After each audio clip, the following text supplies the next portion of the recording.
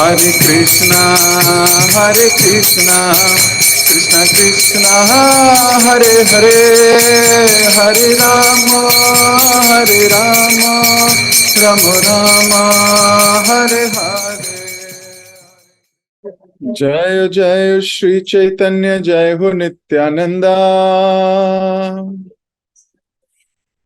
जय अद्वैत चंद्र, जय गौर भक्त वृंदा। जय जय श्री चैतन्य, जय हो नित्यानंदा, जय अद्वैत चंद्र, जय गौर भक्त वृंदा। जय जय श्री चैतन्य, जय हो नित्यानंदा, जय अद्वैत चंद्र, जय गौर भक्त वृंदा।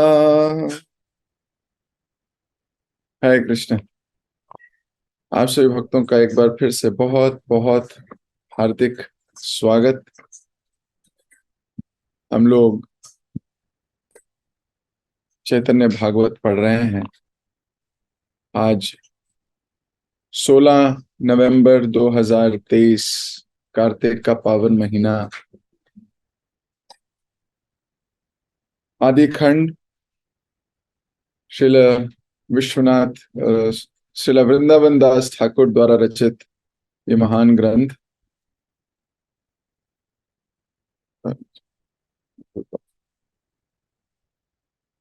तो कल हमने पढ़ा कि धन ऐश्वर्य से परिपूर्ण नवद्वीप में भगवान श्री चैतन्य महाप्रभु जन्म ले चुके हैं,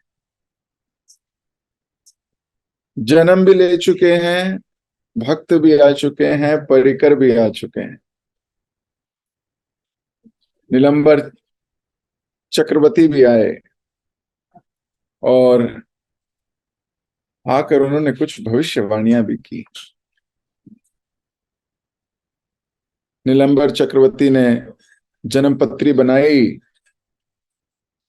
और जन्मपत्री बनाते आश्चर्यचकित हो गए। ये सोचने लगे कि ये कोई साधारण लड़का, ये कोई साधारण पुत्र, ये कोई साधारण मनुष्य नहीं होने वाला, ये दिव्य है। और भविष्यवाणी कि ये बच्चा, ये बालक विद्वता में बृहस्पति से भी श्रेष्ठ होगा और दिव्य गुणों का आगार होगा। वहां कोई ऋषि भी थे, उन्होंने भी ये कार्यकलाप जो ये भविष्य में करने वाले हैं उनके विषय में बताया कि एक अद्भुत आंदोलन की स्थापना करेगा ये लड़का, जो कि वेदों का, धर्म का सार होगा। कट्टर नास्तिकवादी लोग भी हरिनाम का आनंद लेंगे, भगवान के भक्त बन जाएंगे। इस बालक में इतनी ताकत होगी। हे जगन्नाथ मिश्र, तुम कितने सौभाग्यशाली हो। ये भी कहा, और ये भी कहा कि मैं तुम्हें बारंबार प्रणाम करता। इस पे हमने कल काफी चर्चा की थी कि एक ससुर जी दामाद के चरण छुए, बार बार उनसे प्रार्थना करे, ये कोई साधारण बात नहीं है। और वो जो ससुर जी हैं, वो जो बड़े हैं, वो कोई छोटे व्यक्ति भी नहीं है, जगत विख्यात, सारा जगत के लोग उनसे गाइडेंस लेने आते हैं। इतने छोटे व्यक्ति नहीं है, इतने बड़े व्यक्ति हैं।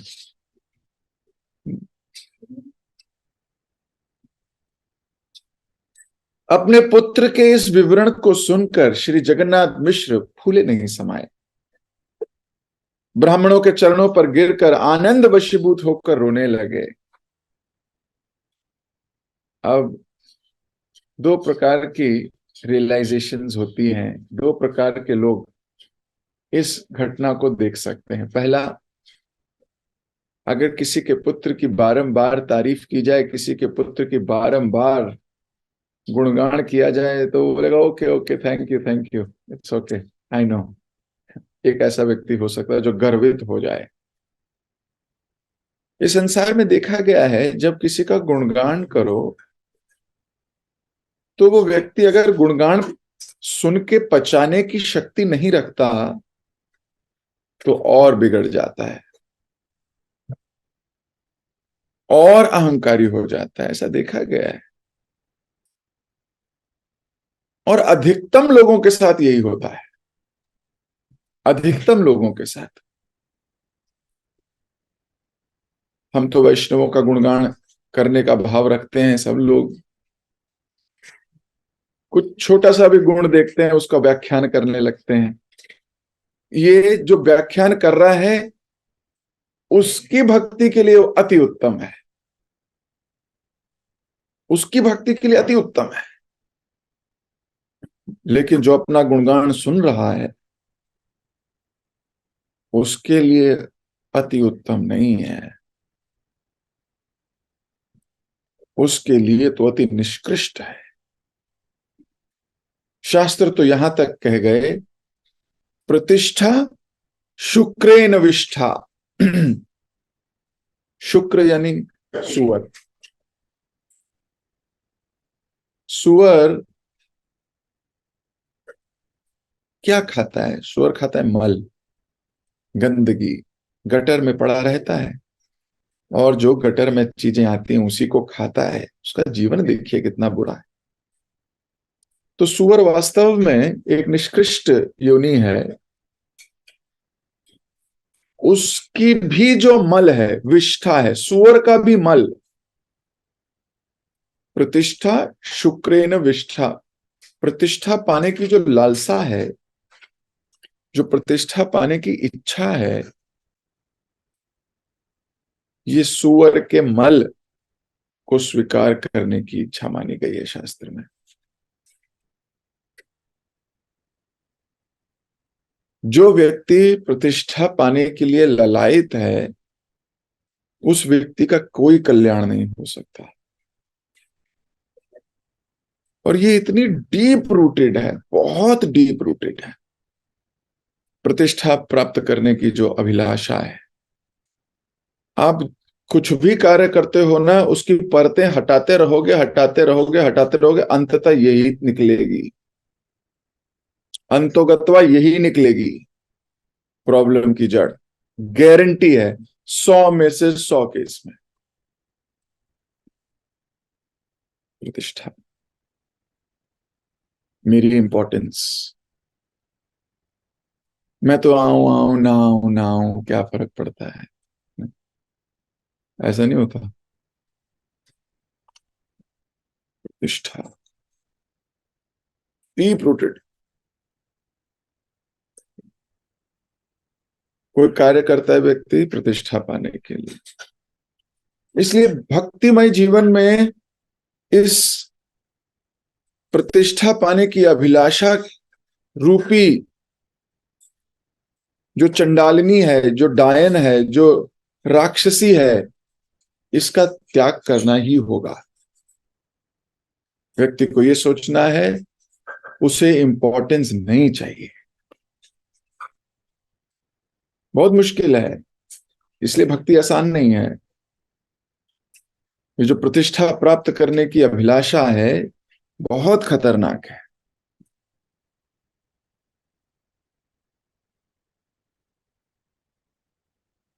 कैसे पता लगे कि प्रभु जी प्रतिष्ठा है? हमें कैसे पता लगेगी? तो बड़े सरल इसके टेस्ट हैं।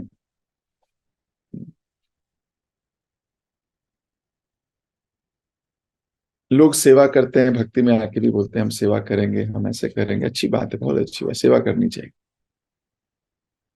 लेकिन सेवा के पीछे का मूड ठीक होना चाहिए। सेवा के पीछे प्रतिष्ठा प्राप्त करने की लालसा नहीं होनी चाहिए, सेवा के पीछे वाहवाही कराने की लालसा नहीं होनी चाहिए। पर प्रभु जी कैसे पता लगे लालसा है? एक दिन वाहवाही ना करो, फिर देखो। ये जो लालसा है ना, मान लो कोई सेवा हुई और किसी ने उसकी सेवा की लिस्ट बोली है, ये सेवा करते हैं, ये सेवा करते हैं, और उसका नाम भूल गया, उसका नाम नहीं बताया गया। अब उसका नाम नहीं बताया गया, इसके ऊपर ही लड़ाई हो जाएगी कि मेरे को तो पूछते ही नहीं है, मैं तो जानबूझ के छोड़ दिया होगा। अरे मैं सेवा कर रहा हूं तो मेरा नाम तो होना चाहिए था वहां। ये तो गलत बात है, तो एटिकेट नहीं है, ये तो ऐसा नहीं है। ये भावना आ रही है तो सुअर का मल खाने को तैयार है हम।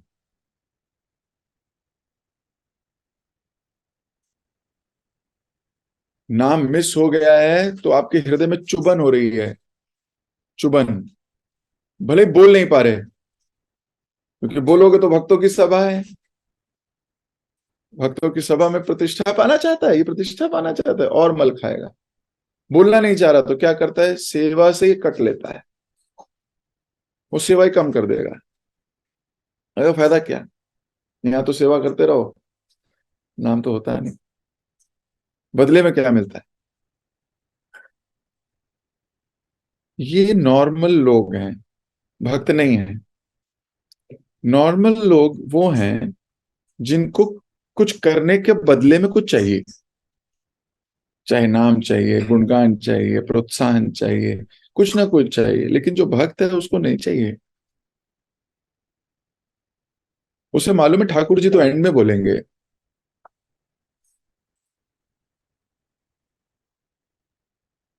उसको प्रतिष्ठा नहीं चाहिए, उसको अपनी सेवा से मतलब है, अपने स्वामी की आज्ञा का पालन करने से मतलब है, दैट्स इट। ये जो प्रतिष्ठा है, ये कैसे घुसी हुई है, डीप रूटेड हमारे हृदय में, बहुत डीप रूटेड है। आप सोच सकते हो, देख सकते हो, इंट्रोस्पेक्ट कर सकते हो। हर कार्य में हमें बदले में कुछ चाहिए। WIIFM, दुनिया इसी पे चलती है। What's in it for me, if I do this activity what will I get, what's in it for me, मैं क्यों करूं। लेकिन भक्तों का समाज ऐसा समाज नहीं है। भक्तों का समाज तो परमेश्वर के लिए, कृष्ण के लिए सब कुछ करने को तैयार हो जाता है, और सब कुछ त्यागने को भी। ये प्रतिष्ठा रूपी चंडालनी को भी त्यागता है।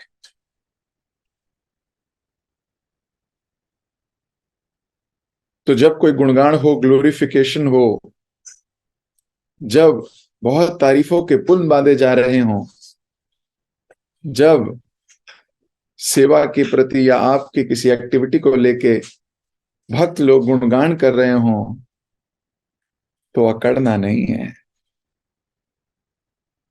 यहां बताया जा रहा है कि क्या करना है, यहां बताया जा रहा है ब्राह्मणों के चरणों पर गिरकर रोने लगे।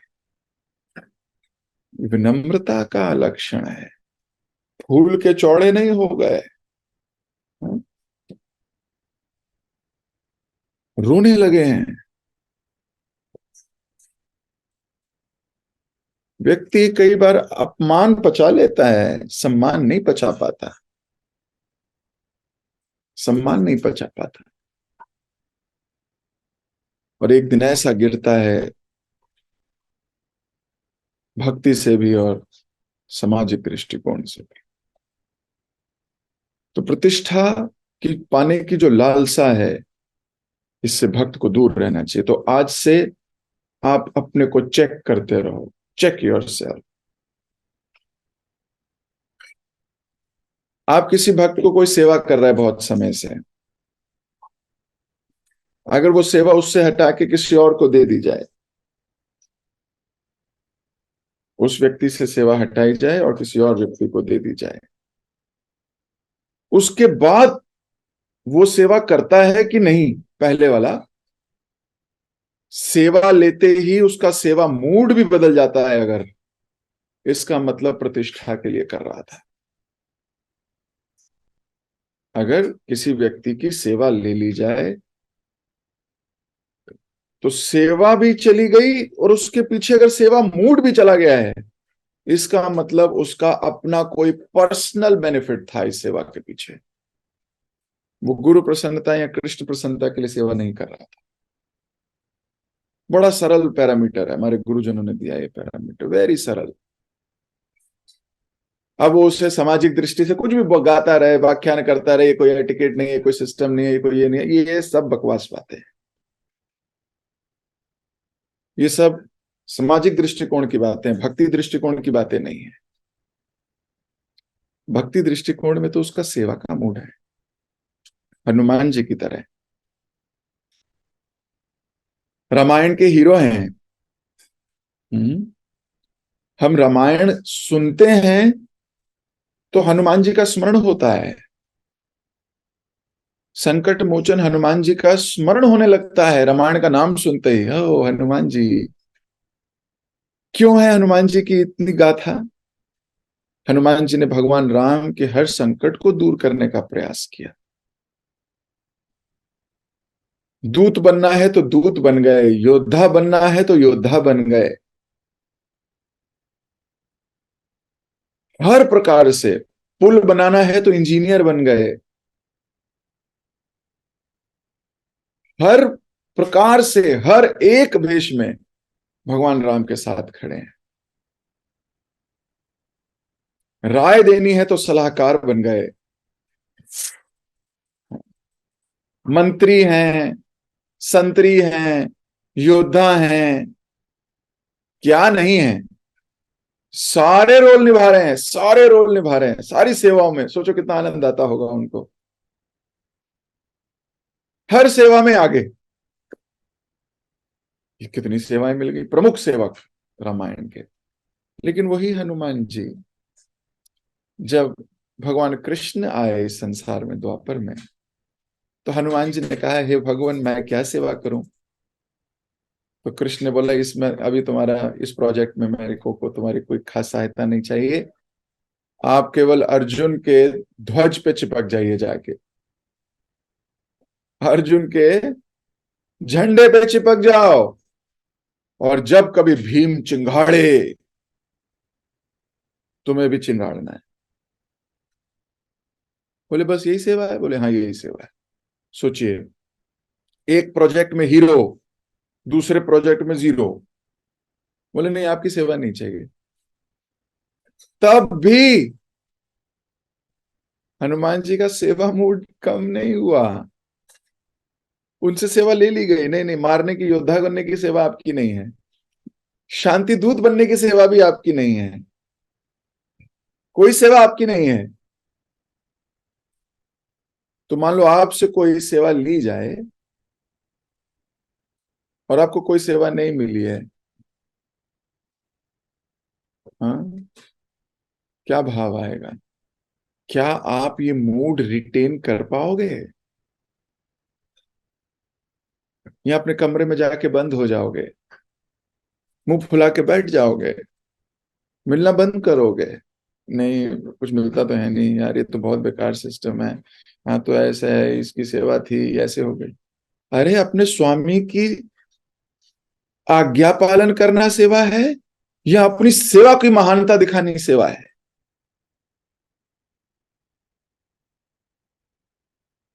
सही मायने में सेवक बनने का प्रयास करना होगा हमको। जैसे हमारी अथॉरिटी कहेगी, जैसे हमारे आचार्य कहेंगे, जैसे गुरुदेव कहेंगे, वही हमारी सेवा। मूड ना जाए, सेवा जाने के बाद भी सेवा का मूड ना चला जाए। अगर सेवा का मूड चला गया, इसका मतलब आपकी कोई व्यक्तिगत अभिलाषा जुड़ी हुई थी उस सेवा के साथ, आपका कोई पर्सनल मोटिव था। तो प्रतिष्ठा थी वो मोटिव, और कोई मोटिव नहीं है, प्रतिष्ठा ही है। आज अगर आपका भक्त कुटुंब, भक्त समाज, मान लो आप कोई सेवा करते हो, वाह वाह करता है, और मान लो आपने कई समय से कोई सेवा नहीं करी, आपकी वाहवाही नहीं हो रही है, तो आप मोरोस बैठे हो, मेरा तो अब मन ही उठ गया है, मेरा तो अब यहाँ कुछ कहता ही नहीं कोई, मेरे को कुछ मिलता ही नहीं है, मेरा तो कुछ इंपॉर्टेंस ही नहीं है। इसका मतलब अपनी इंपॉर्टेंस लेने के लिए थे यहाँ। झंझोड़िए अपने आप को, हनुमान जी से सीखिए, यहाँ जगन्नाथ मिश्र से सीखिए। क्या कर रहे हैं? विनम्रता आ गई है। गुणगान सुना है लेकिन थोड़े विनम्र हो गए हैं। गुणगान सुनने के बाद पाचक शक्ति आएगी विनम्रता से। झुक जाओगे अगर, क्रेडिट नहीं लोगे, क्रेडिट ट्रांसफर करोगे।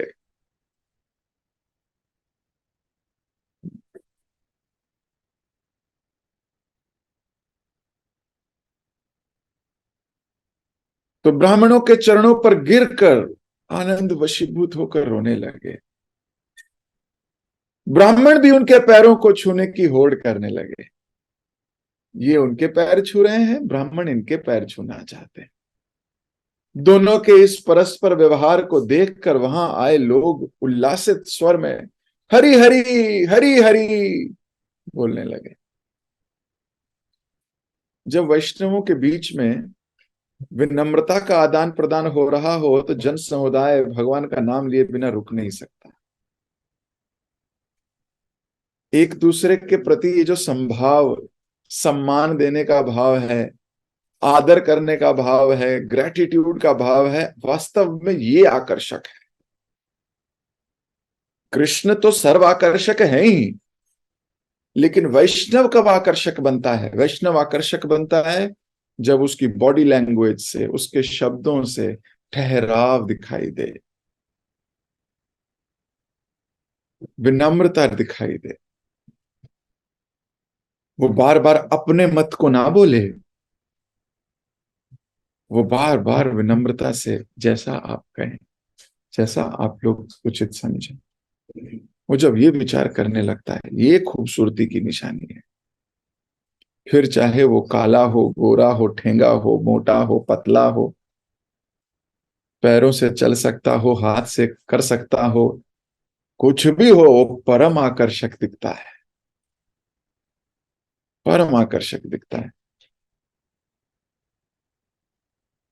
गवैये आ पहुंचे और मृदंग, बांसुरी, शहनाई बजाते हुए पूरे वातावरण को संगीतमय बना दिया। अब गवैये आ गए, सेलिब्रेशन टाइम है, महाप्रभु का प्राकट्य हुआ है भाई, तो सेलिब्रेशन तो होगी। संगीतमय वातावरण हो गया। स्वर्ग लोक की स्त्रियां साधारण स्त्रियों का वेश बनाकर वहां गांव की स्त्रियों के साथ घुल मिल गईं। तो स्वर्ग की स्त्रियां भी वहां वेश बदल कर आ गई, अप्सराएं आ गई नाचने। ये जो डांस है ना, ये एक प्रेम की बहुत बड़ी सिम्टम है। प्रेमी क्या करता है? प्रेमी नाचता है। तो प्रेम का सिम्टम है नाचना। तो महाप्रभु भी नाचा करते थे भगवान के विरह में, भगवान के प्रेम में। भक्त लोग भी नाचते हैं। जैसे ही कीर्तन शुरू होता है, ये अपने आप को रोक नहीं पाते। एक तो है कि चलो कीर्तन शुरू हो गया, अब जबरदस्ती नाचना है, वो भी ठीक है, एटलीस्ट हम कृष्ण के लिए ड्यूटीफुली डांस करेंगे। एक भाव है कि मतलब रोकोगे कैसे अपने को? रोकना मुश्किल है, क्योंकि सिम्टम है।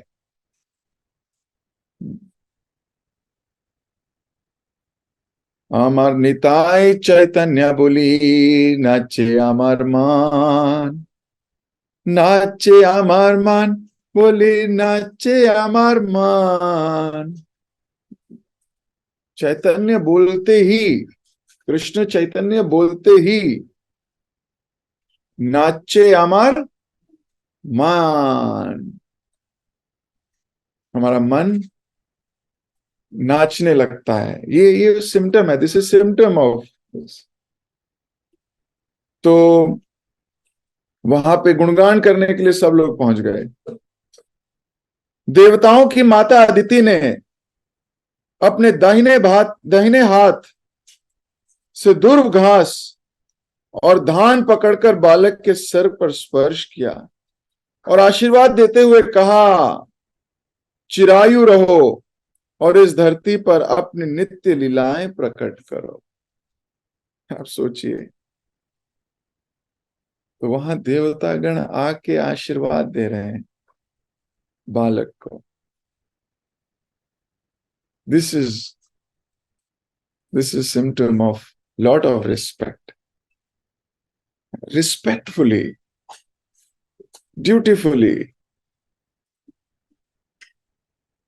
प्रॉपर आनंद है।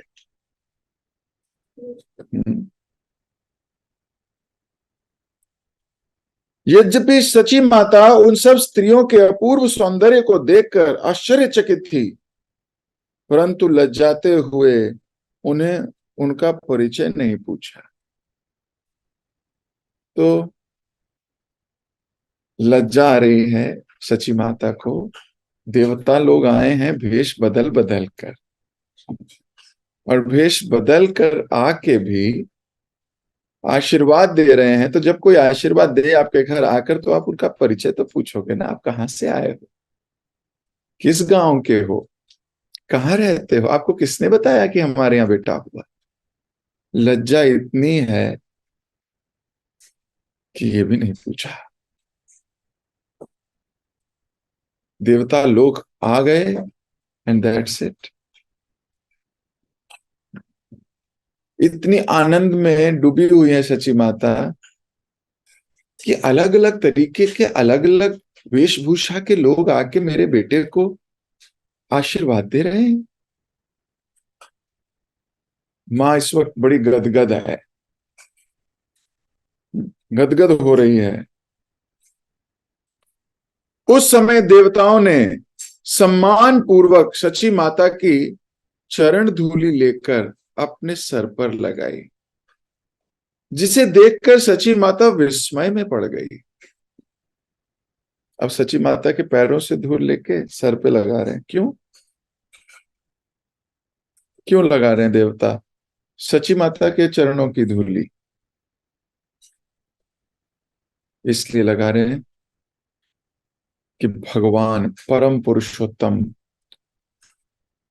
सर्व मंगलकारी, सर्व ऐश्वर्यमान, सर्वशक्तिमान भगवान ने सची माता को मां बनाने का निर्णय लिया है।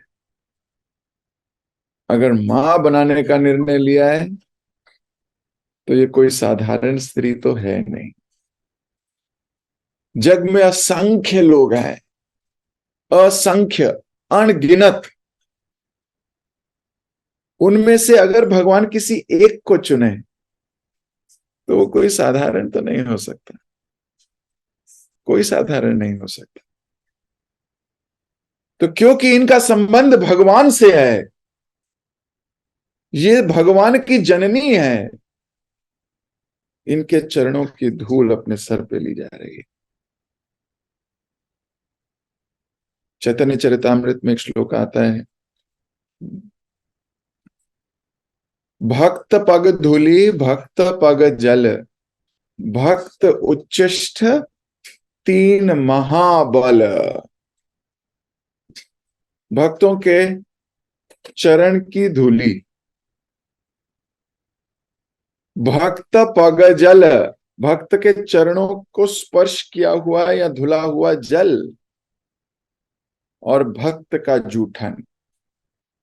भगवान का नहीं, महाबल की बात हो रही है। महाबल है भगवान, जो भोग स्वीकार करते हैं और जो हमें दे देते हैं उसको बोला जाता है प्रसाद। लेकिन भक्त उस प्रसाद को खा के जो जूठन छोड़ देता है उसको बोलते हैं महाप्रसाद, प्रसाद से भी बड़ा। तो भक्त पग धूलि भक्त पग जल, भक्त उच्चिष्ट तीन महाबल। ये महाबल हैं, ये देवताओं को पता है। देवता भक्त के, भगवान के चरण धूलि भी नहीं ले रहे। सोचो, चैतन्य महाप्रभु वहीं विराजमान है, उनकी धूलि नहीं ली जा रही। भक्त की धूली ली जा रही है, सची माता के चरणों की धूली अपने सर पर लगा रहे हैं।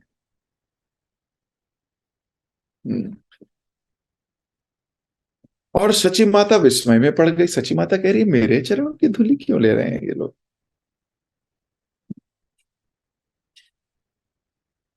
वृंदावन दास ठाकुर लिखते हैं, वास्तव में भगवान अनंत शेष भी उस दिन श्री जगन्नाथ मिश्र के घर में उठे आनंद उत्सव का पूरा पूरा वर्णन करने में असक्षम है।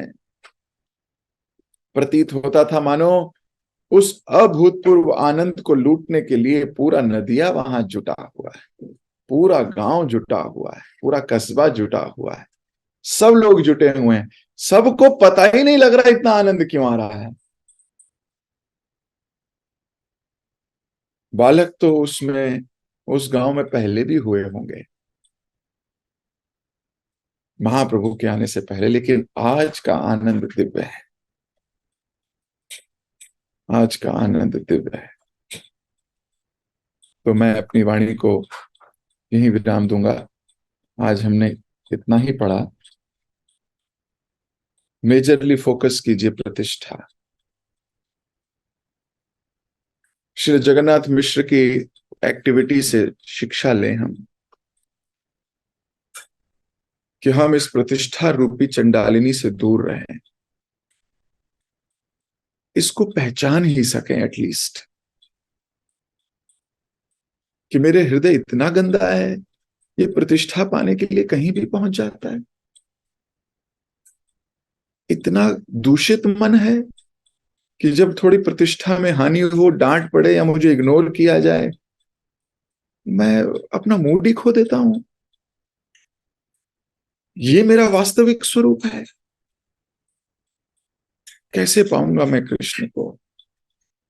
ऐसा विचार करना चाहिए। और अगर कोई प्रतिष्ठा दे रहा हो, क्योंकि भक्त का कार्य है आपको प्रतिष्ठित करना, भक्त का कार्य है गुणगान करना, तो मैं उस गुणगान जब मिल रहा हो, प्रतिष्ठा मिल रही हो, उस वक्त मेरा क्या मूड होना चाहिए, इस पर विचार करेंगे।